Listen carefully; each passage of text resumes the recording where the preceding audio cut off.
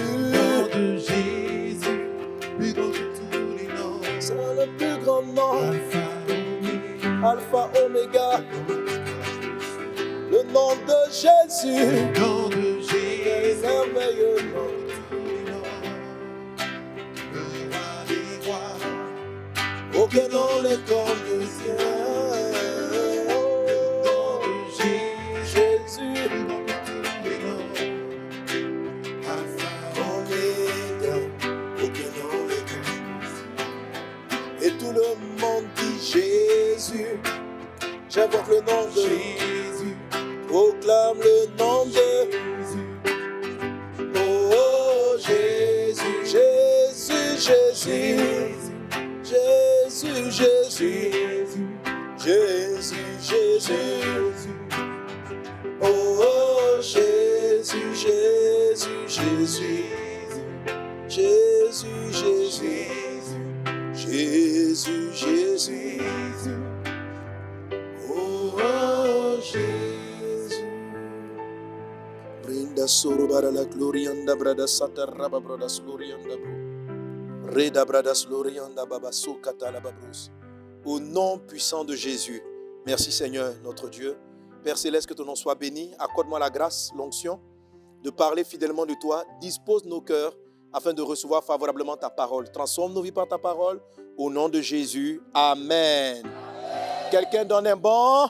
Amen. Quelqu'un donne un bon? Amen. Alors, soyez tous et toutes les bienvenus à notre formation, à notre enseignement, à notre deuxième épisode relatif à la 8e bénédiction.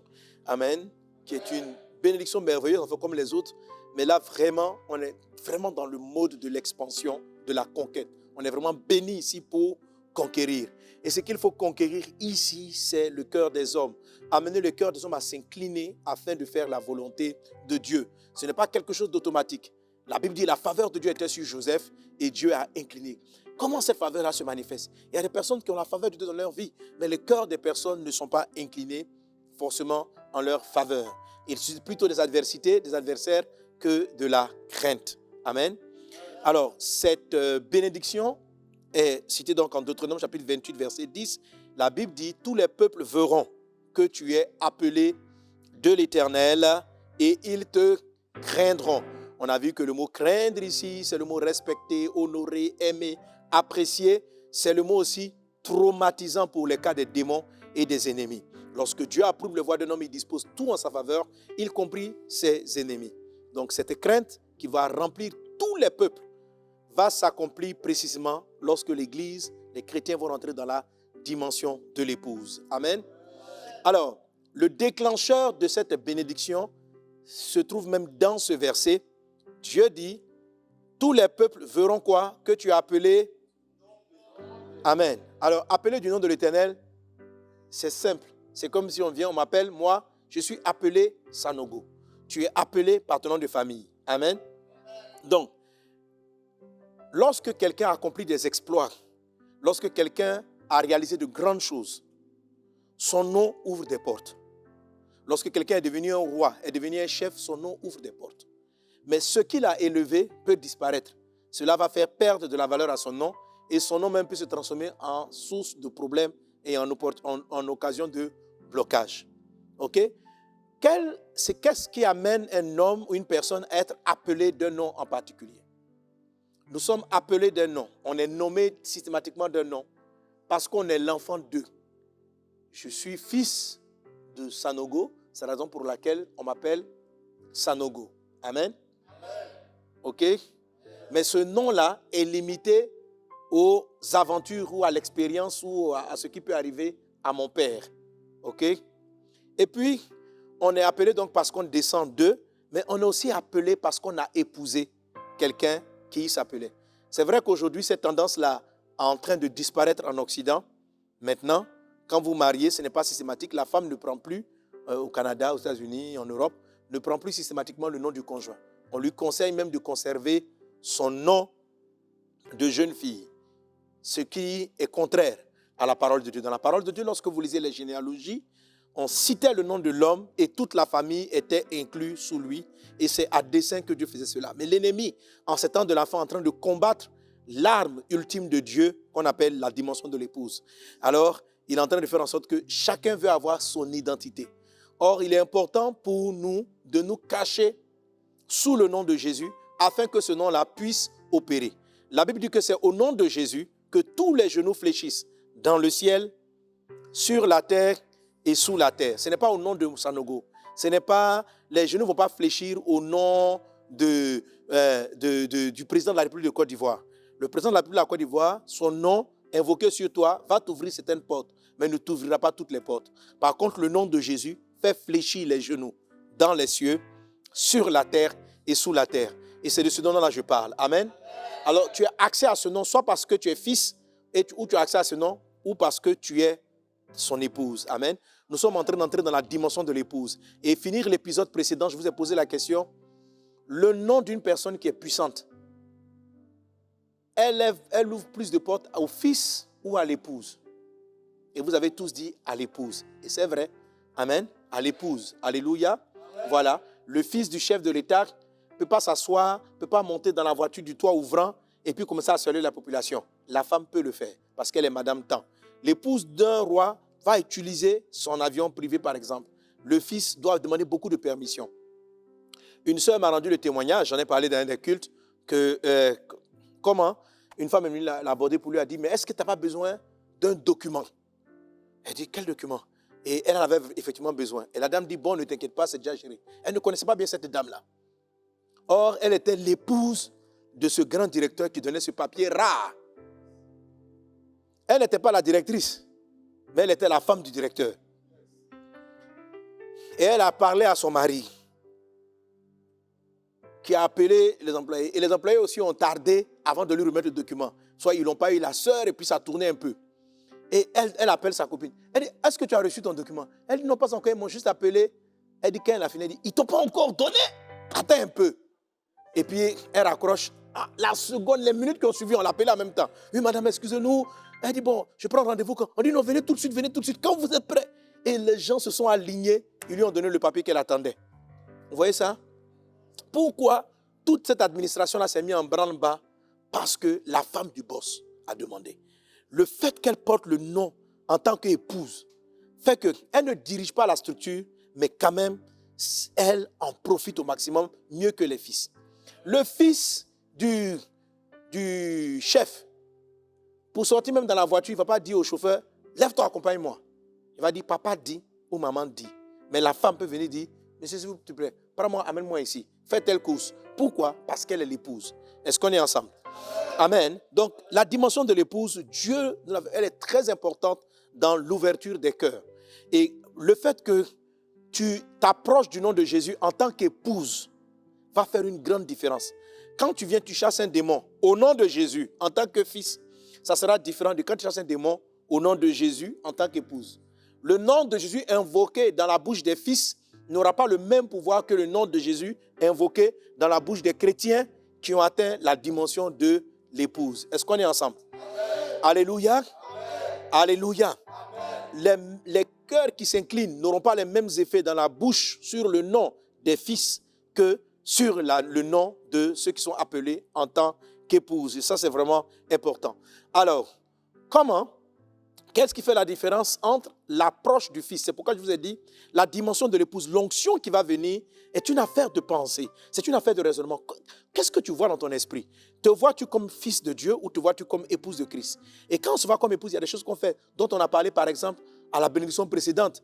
Le fait qu'en tant qu'enfant, on peut aimer beaucoup de choses et ses parents en même temps. Mais en tant qu'épouse, c'est un amour exclusif. La raison pour laquelle Dieu dit, vous avez beaucoup de passion, et Dieu appelle les croyants adultères parce qu'ils mettent Dieu dans l'ensemble des passions qu'ils ont. Or, un fils peut avoir beaucoup de passion, mais pas une épouse. Amen. Donc, ce sont des éléments qui font la différence entre les chrétiens au niveau de fils et les chrétiens au niveau de l'épouse. Mais ici, on va prendre les clés en tant qu'épouse dans la gestion du fameux nom de Jésus. Alors, le thème que je vais aborder donc, le sous-thème que j'aborde dans cette troisième partie. Amen, je l'ai appelé, je dirais donc, les 3 secrets de l'épouse pour influencer le cœur des peuples. Les 3 secrets de l'épouse du Christ, de l'épouse de Christ, pour influencer, pour incliner le cœur des peuples. Amen. Donc ça, c'est un sous-thème de notre partie. 3 secrets. Dis avec moi 3 secrets. Alléluia. Amen. Alors, un secret en lui seul a beaucoup de sous-secrets. Amen, amen, amen. Voilà, j'ai 3 secrets, mais un secret en lui seul a beaucoup de sous-secrets. Alors, le premier secret se trouve dans ce que j'appelle l'amour du nom. Dis avec moi l'amour du nom. Alors, ça c'est simple déjà à comprendre. Amen. Maintenant, on va voir la différence. Qu'est-ce qui fait qu'on peut dire que tu aimes le nom et qu'est-ce qu'on peut dire que tu as la foi dans le nom? Je comprends. Vous savez, la Bible dit qu'il y a 3 choses. L'espérance, la foi et l'amour. Dans le livre des Actes des Apôtres, l'apôtre Pierre et Jean ont fait marcher un paralytique. Et Pierre explique, il dit, c'est la foi dans le nom de Jésus qui a affermi les pieds du paralytique et il a marché. Il dit, c'est la foi dans le nom. La foi dans le nom. Il y a 3 choses, l'espérance, la foi, l'amour. Ce qui fait l'épouse, c'est l'amour. Le fils a foi dans le nom. Un fils qui fait des grands miracles, il a foi dans le nom de Jésus. Mais l'épouse, ce n'est pas la foi, c'est l'amour du nom. Amen. Un fils, le nom lui est donné par filiation, parce qu'il est né d'eux. Une épouse, elle avait son propre nom. Elle renonce à son nom pour dire, je prendrai ton nom. Amen. Elle est amoureuse du nom. Si vous voulez rentrer et vivre l'esprit à la dimension de l'épouse, vous devez tomber amoureux, aimer, amoureux, amoureux, amoureux, amoureux du nom de Jésus. Dis avec moi, j'aime le nom. J'aime le nom. Amen. Est-ce que quelqu'un est amoureux du nom ici? Alors, on va voir quelques versets rapidement. Cantique des Cantiques, chapitre 1, verset 3. On lit ensemble 1, 2, 3. Tes parfums ont une odeur suave. Ton nom est un parfum qui se répand. C'est pourquoi les jeunes filles t'aiment. Alléluia. Je vous ai dit que le livre des Cantiques est un livre de l'épouse. Et ici, tu vois comment elle parle du nom de Jésus. Du nom. Elle dit, tes parfums ont une odeur suave. Ton nom. Amen. Ton nom est un parfum qui se répand. C'est-à-dire que le chrétien a la dimension de l'épouse. Ici, vous savez que dans le Cantique des Cantiques, on a une image de la fiancée dans cette fiançailles. C'est comme si elle dit le nom de Jésus là, c'est un parfum. Je prends ça et puis je me parfume. Alléluia. Un parfum, c'est une chose qu'on aime. Un parfum, on prend ça pour se faire apprécier. Pour que lorsqu'on parle des personnes, quand on parle des gens, quand on passe, on dit waouh, ils sont bons. On dégage une belle atmosphère. Alléluia. Voilà, l'épouse, elle sent bon du nom de Jésus. Je vois que tu sens bon du nom de Jésus. Le nom de Jésus est un parfum sur toi. Le nom de Jésus est un parfum sur toi. Alléluia. Amen, amen, amen. Alors, je vais lire un peu du jour numéro 8. Le jour 8 du dévotionnel. Il est dit...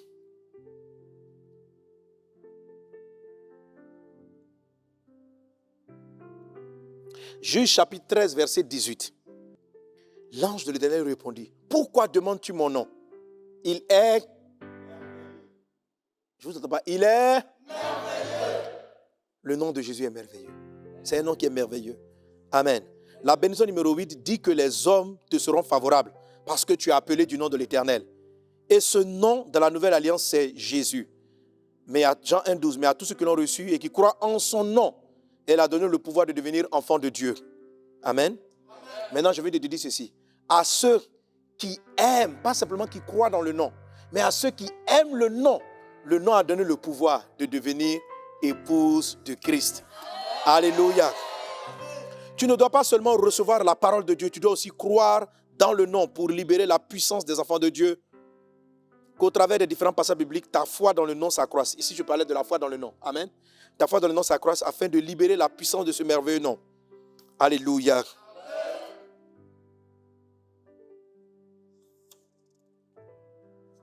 Et il y a un ensemble de choses qui sont citées, qui sont vraiment très fortes. Et je vous encourage vivement, vivement à lire le jour numéro 8.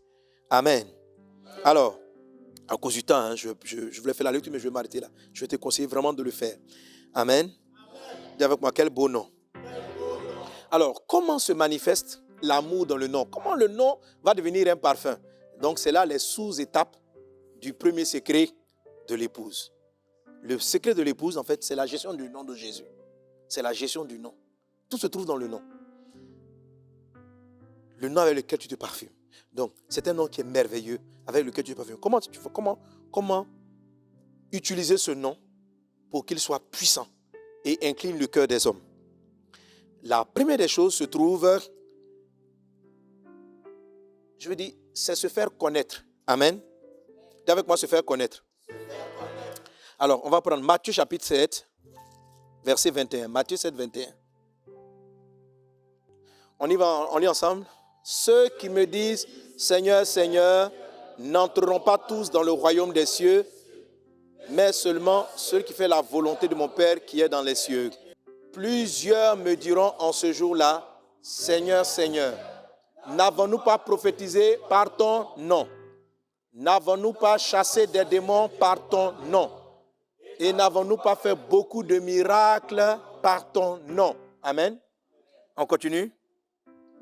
Alors je leur dirai ouvertement, je ne vous ai jamais connu, retirez-vous de moi, vous qui commettez l'iniquité. Alléluia. Alors ici, on a la dimension de ceux qui ne sont pas encore chrétiens, et puis la dimension aussi des fils. Sauf que les fils ne sont pas rejetés par Jésus, mais ils utilisent la puissance du nom. Il dit, en ton nom, j'ai guéri les malades, j'ai ressuscité les morts, j'ai fait des prodiges. Mais le Seigneur va dire ceci, je ne te connais pas. Tu as utilisé mon nom, le nom t'a ouvert des portes, le nom a incliné des démons, le nom a fait ceci. Il dit, retirez-vous de moi. Il dit, je ne vous ai quoi? Je ne vous ai jamais connu. Alléluia. Alors, pour que le nom t'ouvre les portes du ciel, il ne faut pas simplement le prononcer. Il faut que Dieu dise, je te connais. Amen, amen. Alors, c'est là que vous avez le jour 9. Il a dit, plusieurs personnes qui ont fait des miracles et chassé des démons au nom de Jésus, s'entendant dire au jour du jugement, je ne t'ai jamais connu.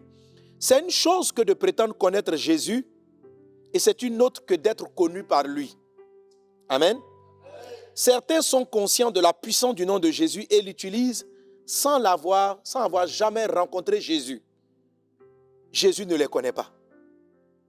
Dans le fond, ce n'est pas vraiment le fait de prétendre connaître une personne qui est important, mais bien le fait d'être connu de la personne. Tout le monde connaît le chef de l'État, mais le chef de l'État ne connaît pas tout le monde. C'est pas ça? Amen. Donc quand on dit que tu as appelé du nom du chef de l'État, là, est-ce que c'est parce qu'on m'a dit, non, tu dis, écoute-moi monsieur, je viens au nom du président. On va dire, ah bon, c'est le président qui t'envoie. On va passer le coup de fil. Monsieur le président, vous connaissez un tel? Si le président dit, c'est qui? Au lieu d'attirer la faveur, tu vas attirer des ennemis. Les gens vont te combattre. Donc, le plus important, ce n'est pas que toi, tu connaisses la puissance du nom. C'est que celui qui porte ce nom-là, est-ce qu'il te connaît? Amen. Parce que c'est quand il te connaît que les vraies portes te seront ouvertes. Ce n'est pas quand toi, tu le connais. Est-ce qu'on est ensemble? Alléluia. Vous êtes d'accord avec moi, non? Donc, ces hommes-là, dans Matthieu 7, 21, ils ont utilisé le nom de Jésus, mais Jésus dit, arrière de moi, je ne vous ai pas connu. Il n'a pas dit, vous ne me connaissez pas. Il dit, moi, je ne sais pas qui vous êtes. Donc, pour que le nom de Jésus soit très puissant dans tes paroles, pour que le nom de Jésus soit appelé à la dimension de l'épouse, il faut faire une chose de plus que d'invoquer le nom, que d'avoir la foi dans le nom. Il faut être connu de Jésus. Amen. Alors, comment est-ce qu'on est connu par quelqu'un? Comment est-ce que quelqu'un nous connaît? Jean chapitre 6, verset 37. Il a dit, comment quelqu'un pourrait-il te connaître? Ça veut dire que pour que Jésus dise, je te connais là. Comment quelqu'un pourrait-il te connaître sans que vous ne vous soyez jamais rencontrés? Tu dois rencontrer Dieu. Celui-ci se rencontre dans le lieu secret de ton cœur, dans la prière. Matthieu 6, 6. Le lieu secret est la prière profonde et sincère qui émane de ton cœur.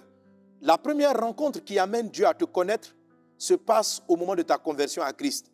Dieu ne mettra pas dehors ceux qui viennent à lui. Si Christ n'est pas encore en toi, viens sincèrement de tout ton cœur vers lui dans la prière. Ouvre-lui ton cœur et invoque sa grâce. À travers l'œuvre de la croix, tu seras sauvé. Ceux que Jésus dit ne pas connaître sont en général ceux qui n'ont jamais fait sincèrement ce pas. Ils ont entendu parler de lui, ils ont vu la puissance de son nom, mais ils ne l'ont jamais rencontré. Il leur dira, je ne vous ai jamais connu. La première action pour activer ta bénédiction numéro 8 est ta réelle rencontre avec Dieu. Amen. Donc, pour que Dieu te connaisse, c'est pour que je dise que je connaisse tel frère. Il faut que tu viennes à ma rencontre. Il faut qu'on se rencontre et qu'on ait l'occasion de causer. Amen.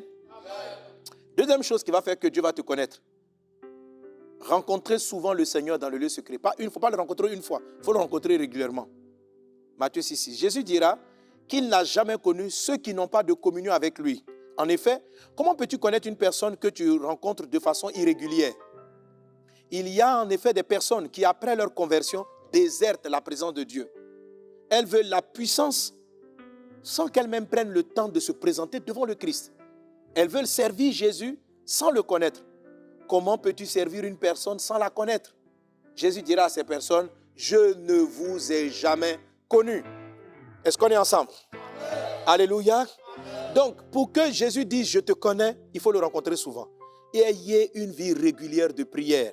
Mais quel type de prière? Des prières où on vient nu. C'est-à-dire avec sincérité. Pas les prières de combat où vous priez pour quelque chose. Ce n'est pas dans ces prières-là Dieu vous connaît. Dieu vous connaît dans les prières où vous venez tel que vous êtes. Seigneur, me voici devant toi. Oh, je me présente avec mes luttes, avec mes faiblesses, avec mes manquements. Tu vois que tu es sincère, que tu es honnête, que tu es ouvert. Maintenant, il y a des moments où tu pries pour faire le combat. Il y a des moments où tu pries pour demander des choses à Dieu. Mais il y a des prières où tu te fais connaître par Dieu.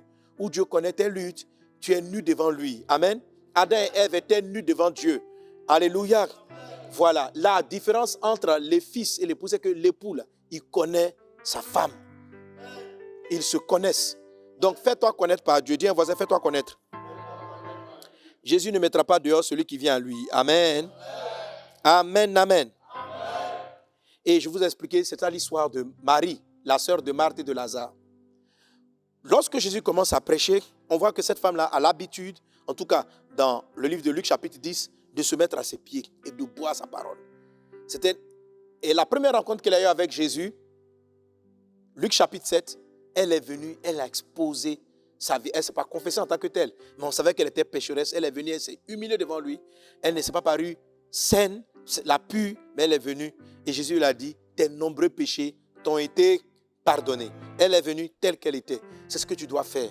Tu dois être quelqu'un qui arrive sincèrement devant le Seigneur. Arrête les prières hypocrites. Arrête les prières où tu es habillé, où tu n'es pas vrai, où tu ne poses pas tes questions à Dieu. Il y a des choses, parle avec ton papa, parle avec lui, parle-lui de tes doutes, parle-lui de tes faiblesses, parle-lui de tes manquements. Il va te connaître. Amen.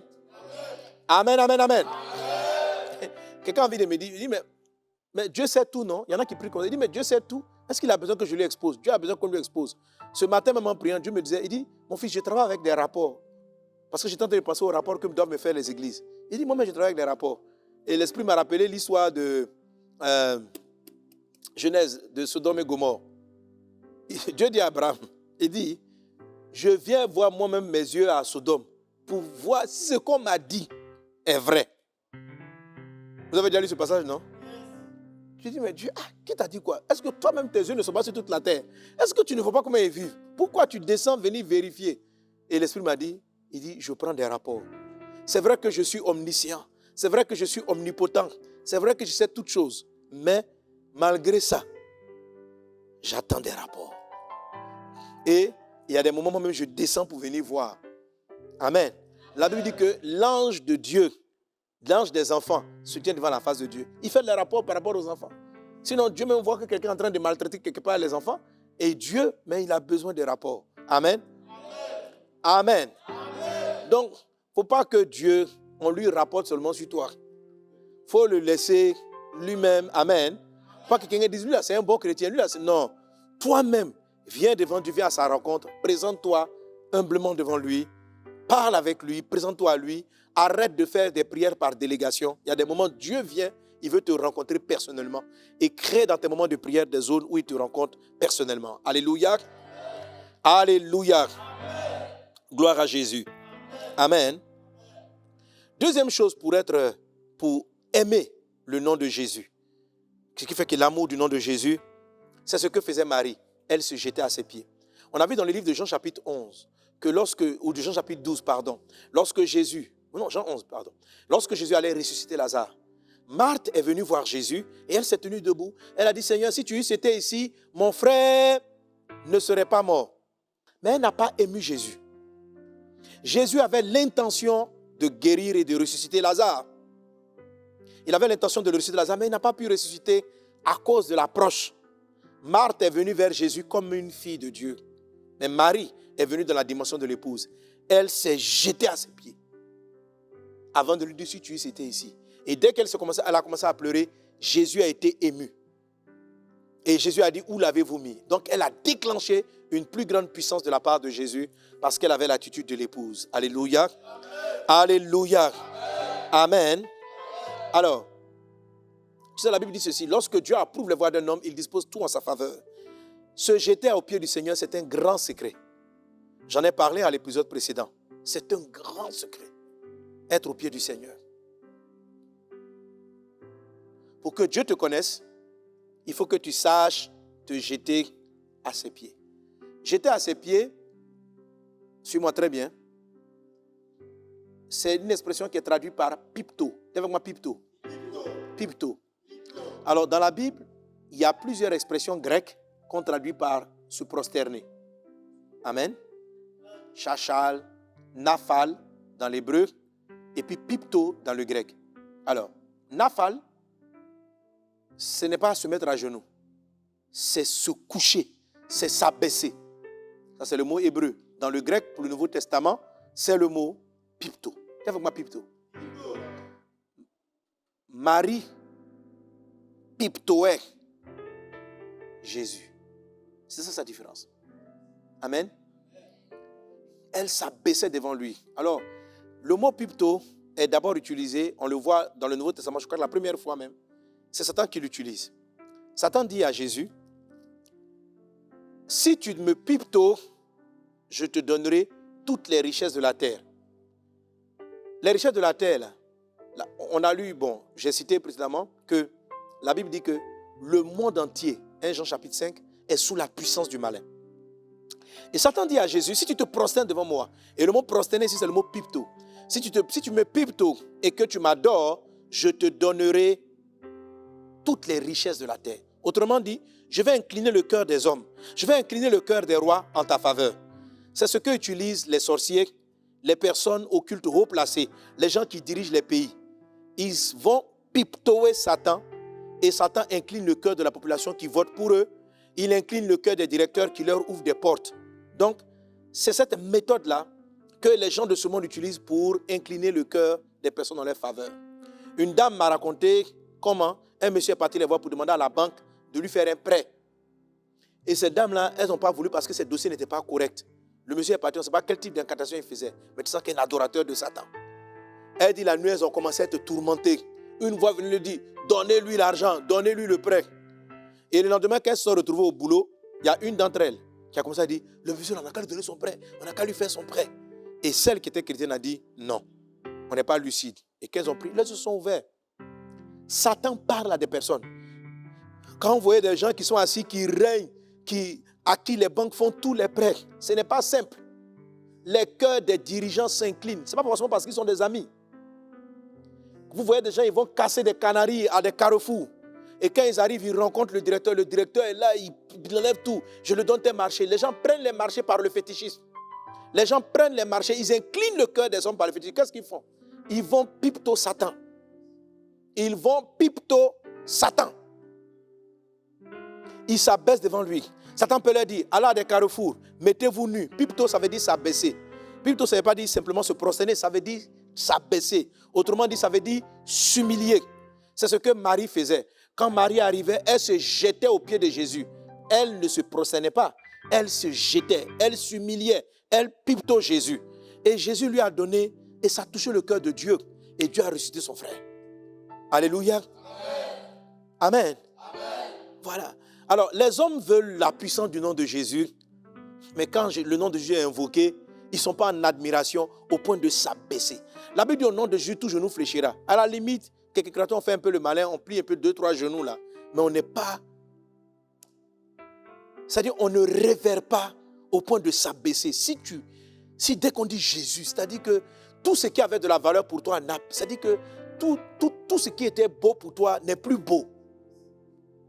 Mais que devant ce nom de Jésus, là, tu frémis. Devant ce nom de Jésus, quelle que soit ta douleur, Marie était en deuil. Mais quand on a dit, Jésus est là,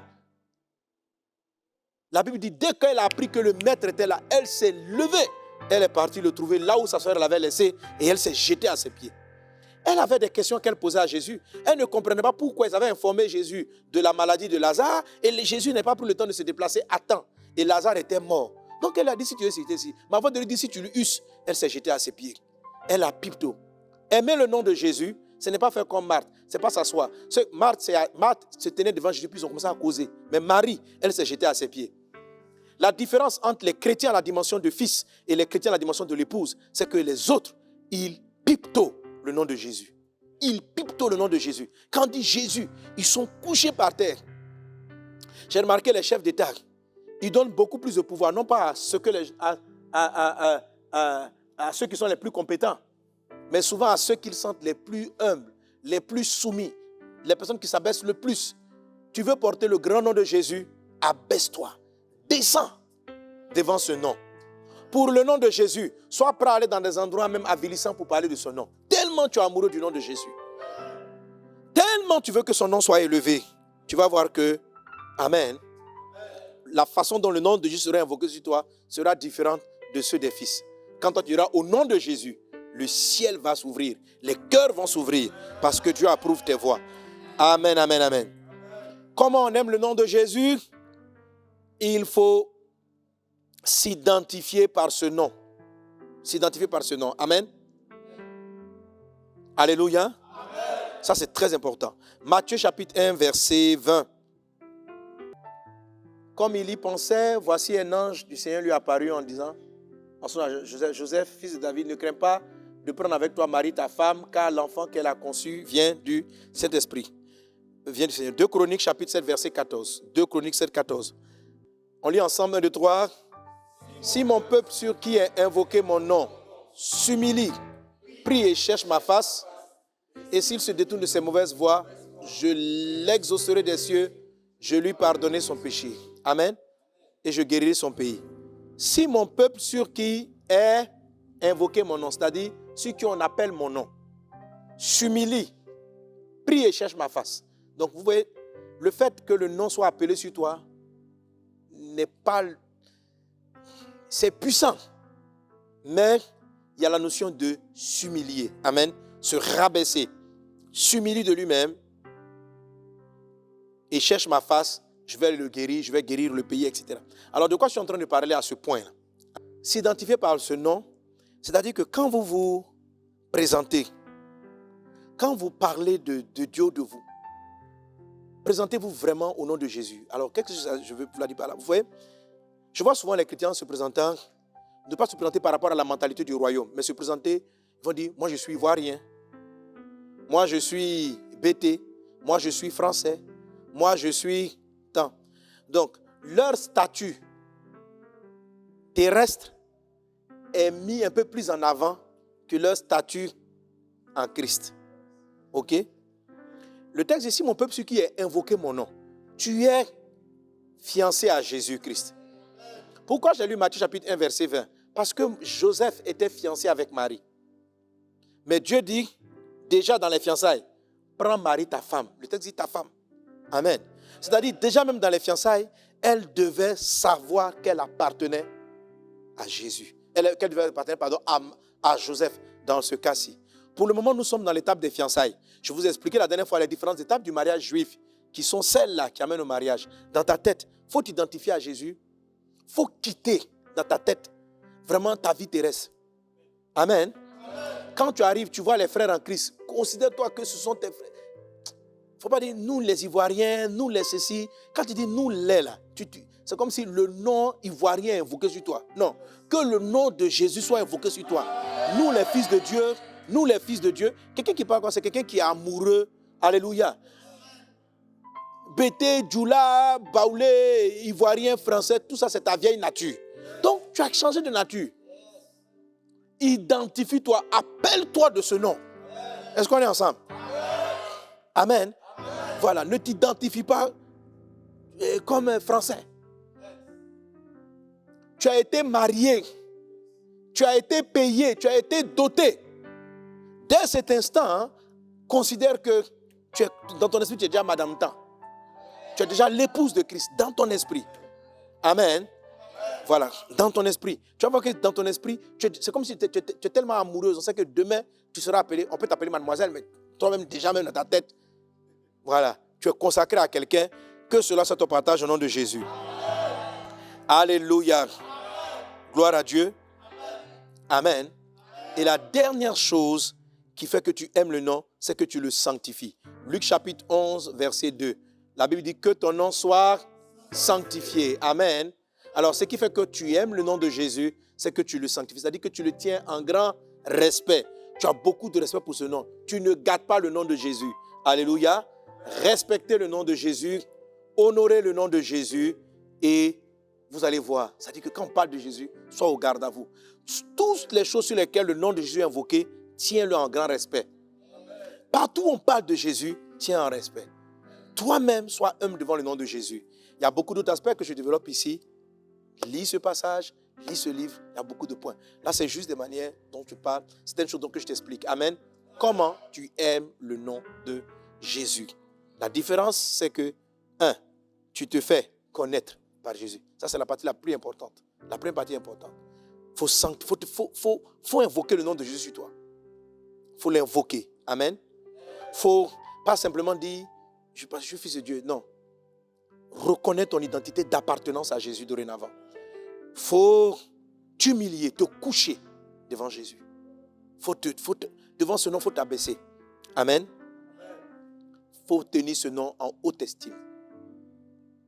N'aie pas honte du nom. N'aie pas honte de dire que tu appartiens à Jésus. Il ne faut pas souvent utiliser les termes pour voiler ton appartenance à Christ. N'aie pas honte du nom. Sanctifie le nom. Que Dieu te bénisse abondamment, que sa grâce soit avec toi. Alors je vais m'arrêter à ce point-là. Amen. Pour notre deuxième épisode.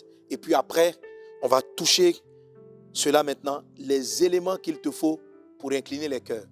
Alors, ce dont je viens de parler, c'est le côté, lorsque Dieu approuve les voies d'un homme, il dispose en sa faveur même ses ennemis. Dieu doit approuver ton cœur. Dieu t'approuve. Maintenant, comment est-ce qu'il incline les cœurs des personnes? Alléluia. Que Dieu te bénisse abondamment. On se revoit pour l'épisode suivant. Amen. 2022 Bénir pour conquérir à la conquête des âmes. Tu es membre de Vase d'honneur. En 2022, emmène une âme à Christ, encadre-la et fais-en un disciple. Tu es boss à Vase d'honneur. Emmène 2 âmes à Christ, fais-en des disciples, des boss. Challenge 2022 Bénir pour conquérir, c'est maintenant.